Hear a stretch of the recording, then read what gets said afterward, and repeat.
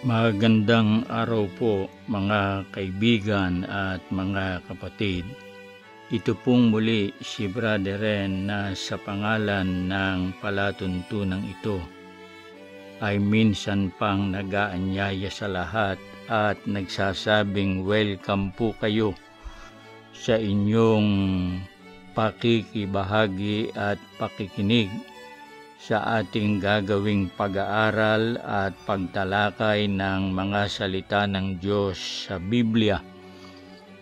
Tunay po na nauukol sa usaping pangrelihiyon o pananampalataya o paniniwala ang ating gagawing mga pag-aaral at ang ating ngang magiging batayan o saligan ng mga pagtalakay ay ang Biblia o ang mga banal na kasulatan.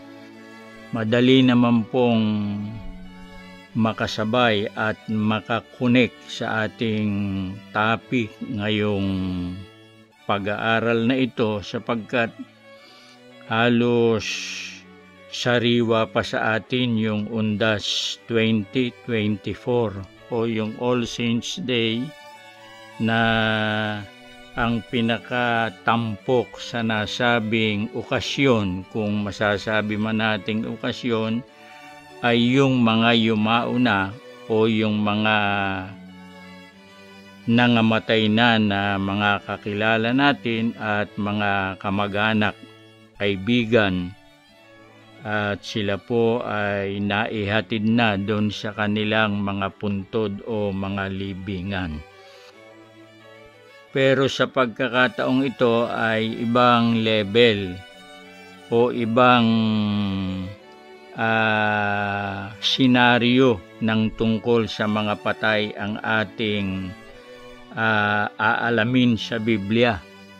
Kasi pag November 1 o yung sinasabing undas, pag dumalaw ang mga buhay sa kanilang mga yumaong mahal sa buhay, ang karaniwan ng eksena doon, linis ng puntod, pagkatapos ay tatayo yung mga buhay o yung mga kamag-anak sa harapan ng libingan, meron dalang bulaklak at magtutulos o magtitirik ng kandila, ang iba ay umuusal ng dasal o panalangin, at meron din namang nagpapabendisyon depende sa paniniwala o relihiyon nung buhay na dumalaw sa namatay.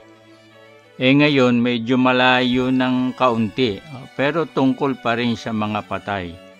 Malayo in the sense na hindi sa libingan o sementeryo ang ating tatalakayin sa Biblia. Kaya nga bilang pasimula napag-isipan na po ba natin o naitanong na ba natin sa ating mga sarili yung tungkol sa mga nangamatay na naroon sa sementeryo o sa memorial park o saan mang libingan,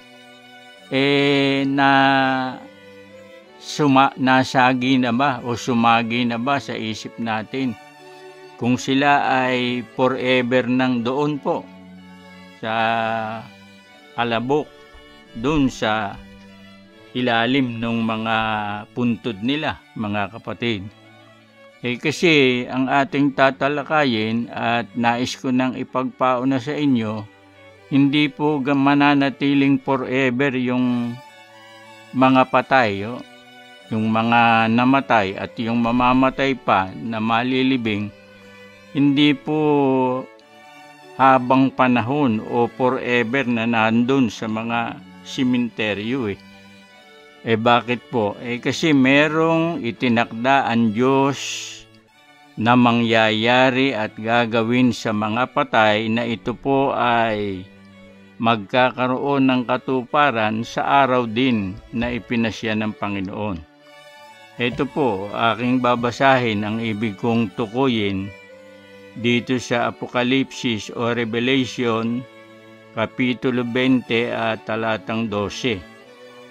At nakita ko ang mga patay, maliliit at malalaki, na nangakatayo sa harap ng Diyos, at nangabuksan ang mga aklat, at nabuksan ang ibang aklat na siyang aklat ng buhay, at ang mga patay ay hinatulan ayon sa mga bagay na nasusulat sa mga aklat, ayon sa kanilang mga gawa.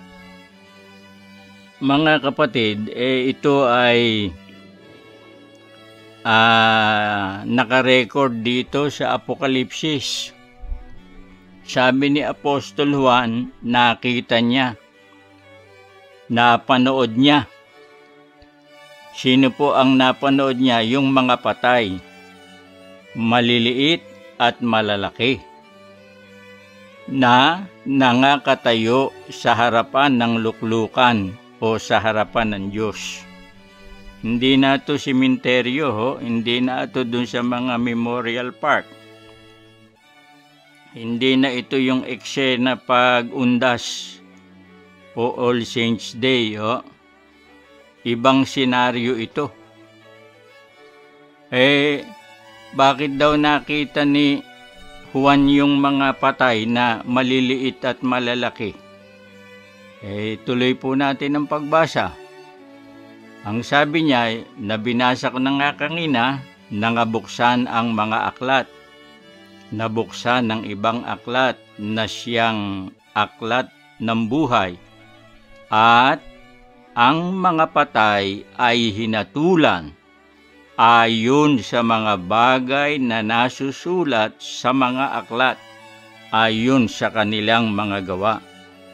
Ito pala paghatol kangino dun sa mga patay. Sino ang hahatol sa kanila? Natural yung pong Diyos, kasi ang sabi rito, and I saw the dead, small and great, stand before God. Doon kasi sa tekstong Tagalog luklukan nasa harapan daw ng luklukan. Sa tekstong English, yung mga patay stand before God, nakatayo sa harapan ng Diyos. Maliliit o malalaki. Anong ibig sabihin ng patay na maliliit at patay na malalaki? Yung pong maliliit at malalaki o great and small, pang termino yun sa social standing ng tao nung nabubuhay. Pag may kapangyarihan, pag mayaman, pag pangulo, paghari, pag prinsipe, malaki ang turing doon. O great, mga kapatid. Yun namang walang kapangyarihan, ordinaryong tao, walang katungkulan, mga hindi nag-uutos, hindi mga otoridad, maliliit ang itinetermino doon. Lamang sa araw ang wika ng paghatol, pareho lang silang tatayo sa harap ng Diyos. Kaya immaterial na kung ikaw makapangyarihan o mayaman o malaking tao ka. Kasi pareho lang yan Parehong haharap sa Creator o sa Diyos ang mga patay. Hindi sila forever doon sa puntod o sa libingan. Ayaw man ng mga kamag-anak nung namatay, at maging sila mismo pag namatay, haharap sila sa Diyos.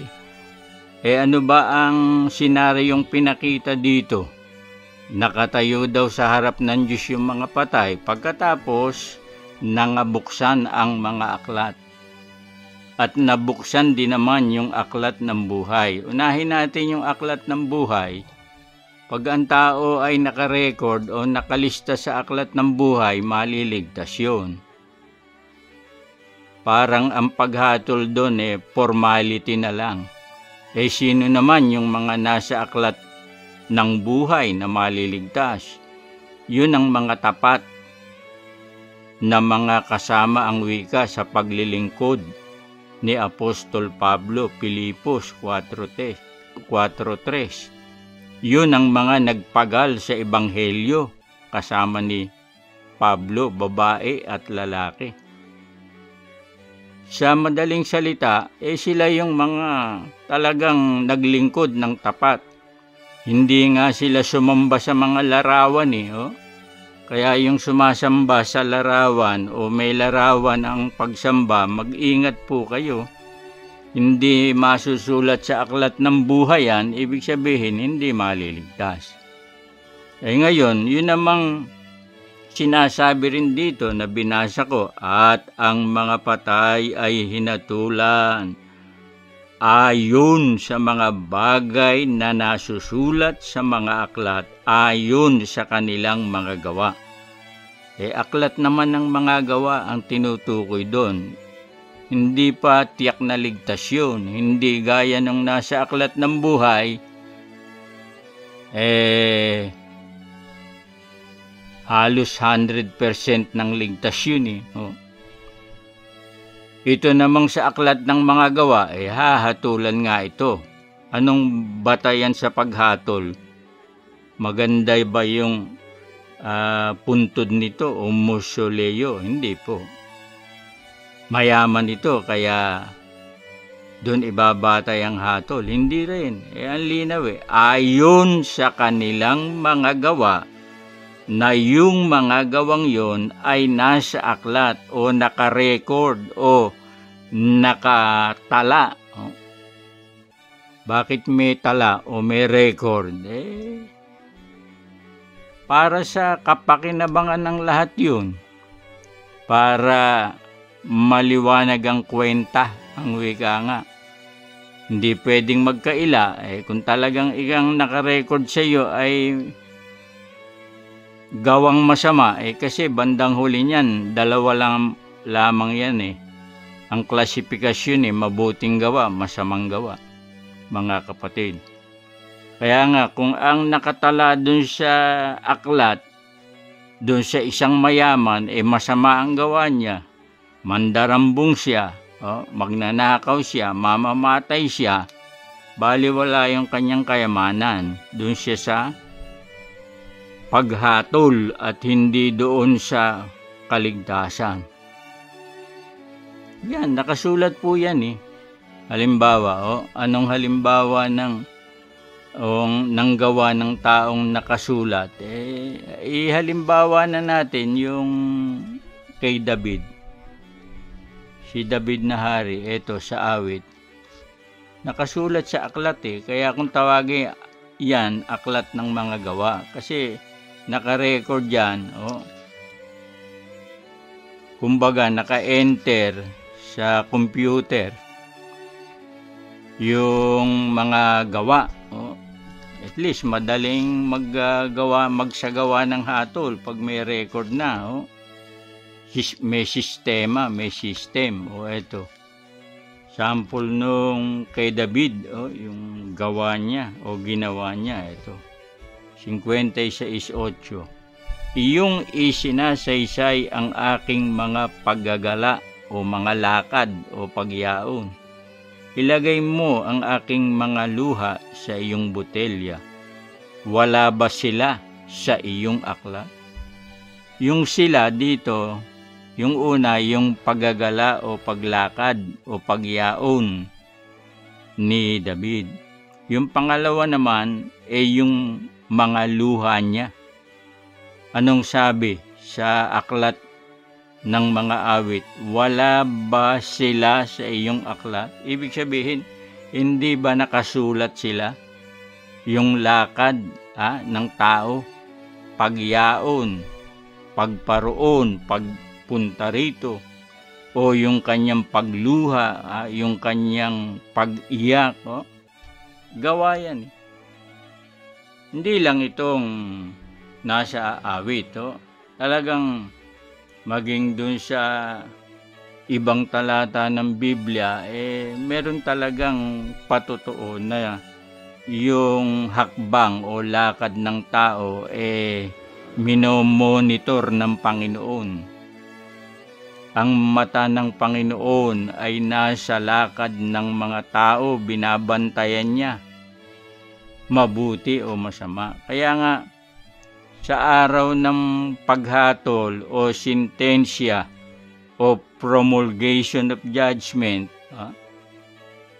ayun, ang dispositive portion niyan, guilty or not guilty. Pag masama ang ginawa, hatol o guilty yun, mga kapatid. Ngayon, sa ganyang magiging kalagayan ng tao, in advance lang po yan eh. Kumbaga sa panoorin o pelikula, advance screening lang po yan eh. Kaya nga ang napakinggan natin doon sa Revelation, at nakita ko, past tense. Nakita daw ni Juan yung mga patay, na nangakatayo sa harapan ng Diyos, past tense din. At nangabuksan ng mga aklat, pang nakaraan din, past tense. Pagkatapos, ang mga patay ay hinatulan, past tense, ayon sa kanilang mga gawa.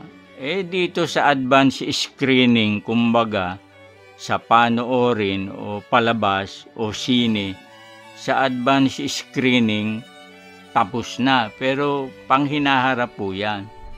Gaya ng mababasa natin dito sa Apokalipsis 4:1. Ito, basahin natin. Pinakita lang yung mangyayari sa hinaharap, gaya ng sa mga patay. Hindi sila mananatili sa alabok. Hindi sila mananatili sa sementeryo. Ito.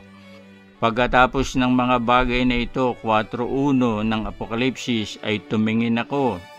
Narito ang isang pintong bukas sa langit, at ang unang tinig na aking narinig na gaya ng sapakakak na nakikipag-usap sa akin ay sa isang nagsasabi, umakyat ka rito at ipakikita ko sa iyo ang mga bagay na dapat mangyari sa haharapin, in the future.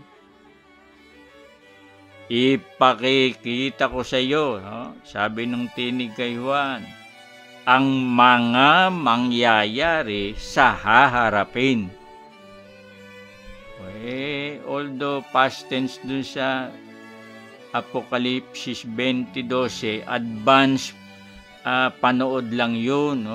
Kumbaga, yung mangyayari ipinapanood na kay Juan. Kaya nga sabi niya, at nakita ko o napanood ko ang mga patay. Wala sa puntod o sa sementeryo, wala sa memorial park, wala dun sa yungib na kanyang kinalibingan. Nandoon nakatayo sa harap ng Diyos. Bakit? Upang hatulan. Sisintensyahan. Ngayon, baka sabihin naman ng iba, bakit parang bigla-bigla naman niya? Hahatulan na lang yung mga patay, bubuhayin sila. Opo, bubuhayin muli. Pagkatapos ay tatayo sa harap ng may lalang sa kanya o ng Creator, upang siya po ay hatulan ayon sa kanyang ginawa. Hindi po bigla-bigla yan. Ang tagal nang sinabi yan. Hindi lang 1,000, 2,000 taon. Si Solomon, sinabi na yan ito, babasahin natin. Ilang libong taon to, halos 3,000 taon na nakaraan na ito, sinabi na yan Ecclesiastes 12:14. Sapagkat dadalhin ng Diyos ang bawat gawa sa kahatulan, pati ng bawat kubling bagay, maging ito'y mabuti o maging ito'y masama. Yung gawa ng tao, dadalhin sa kahatulan o sa judgment. Anong gawa yun? Dalawa nga lang yun mabuti, masama. Ang linaw po. Kailan pa sinabi ito ni Haring Solomon? Tagal na, libu-libong taon na. Dadalhin ng Diyos ang bawat gawa sa kahatulan o sa sintensya. Maging yung kubling bagay, pag kubli, mas malamang masama yun eh. Mabuti man o masama. Talaga bang nung araw pa sinabi na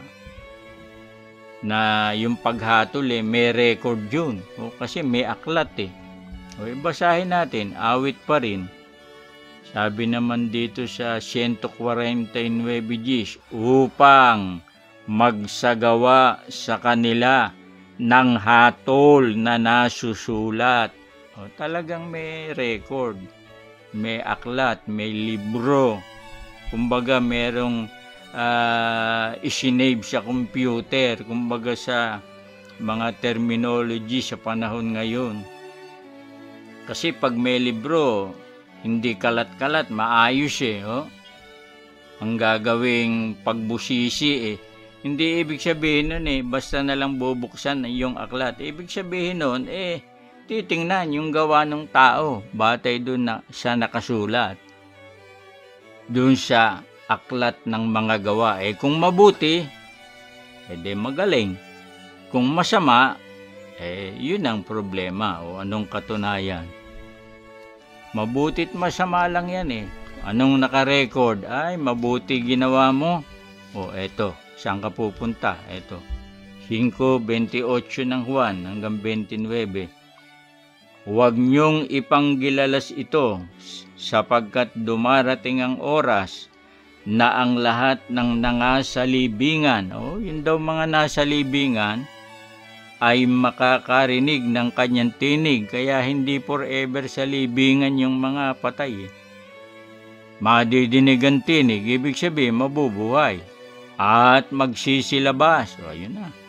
At ang mga nagsigawa ng mabuti ay sa pagkabuhay na maguli sa buhay. At ang mga nagsigawa ng masama ay sa pagkabuhay na maguli sa paghatol. Dito ang sinasabi, may libingan ng mga patay. Madidinig ng mga patay yung tinig ng anak ng Diyos. Sila ay magsisilabas. Ibig sabihin, mabubuhay. Kung gumawa sila ng mabuti, sa pagkabuhay na maguli. Bubuhayin ng maguli. Saan ang destinasyon? Doon sa buhay. Aling buhay ito? Hindi na nga sa lupa. Galing na nga sa lupa Nalibing na nga ng matagal sa lupa Ito yung sinasabing tunay na buhay. Doon sa piling ng Diyos, mga kapatid. Hindi sa lupa. Ano yun? Paatras, babalik na naman sa lupa. Galing na nga sa lupa. Galing sa libingan. Yung nagsigawa ng masama, sa pagkabuhay na maguli sa paghatol. Yan. Ang mga hahatulan. Saan ba ang punta ng mga nagsigawa ng masama? Ang daming sitas niyan. Doon sa dagat-dagatang nagnininga sa apoy at asupre. Walang surprise dyan, mga kapatid. Pati nga yung mga patay nakatayo sa harap ng Diyos advance screening Mga propeta, sinabi na, dadali ng Diyos sa paghatol ang bawat gawa ng tao, mabuti at masama. Merong nasusulat na paghatol. Yung mga apostol, hindi ba sinabi, itinakda sa tao ang mamatay na minsan at pagkatapos ay paghukom. Anong sorpresa dyan? Baka ayaw lang ng tao na pagtuunan ng pansin, hindi naman kung ayaw ng tao o hindi naniniwala ang tao na merong tinatawag na pagharap sa Diyos, hindi ko ayaw niya, hindi mangyayari. Ang masusunod yung Diyos Nilalang lamang tayo ng Diyos kaya Diyos ang magpapasya at eto nga ang pasya. Merong panahon, haharap tayo para hatulan. Kung ikaw ay nasa aklat ng buhay, maswerte ka, mapalad ka, formality na lang yung pagharap mo sa Panginoon. Yung mga gumawa ng masama, yun ang dapat matawagan ng pansin na sila ay sa mabuti dapat, no? Kaso kung mga patay na yung iba, kaya ito para sa mga nabubuhay habang may panahon, magsigawa ng mabuti. Yung paggawa naman ng mabuti, yung binasa ko, Ecclesiastes 12:14, dadalhin ng Diyos sa kahatulan ang gawa ng tao, mabuti man o masama, kung itataas lamang natin ang pagbasa. Ang paggawa ng mabuti ay pagsunod sa mga utos ng Diyos. 12:13 ng Ecclesiastes. Hanggang dito po muna. Salamat po sa inyong pagsubaybay.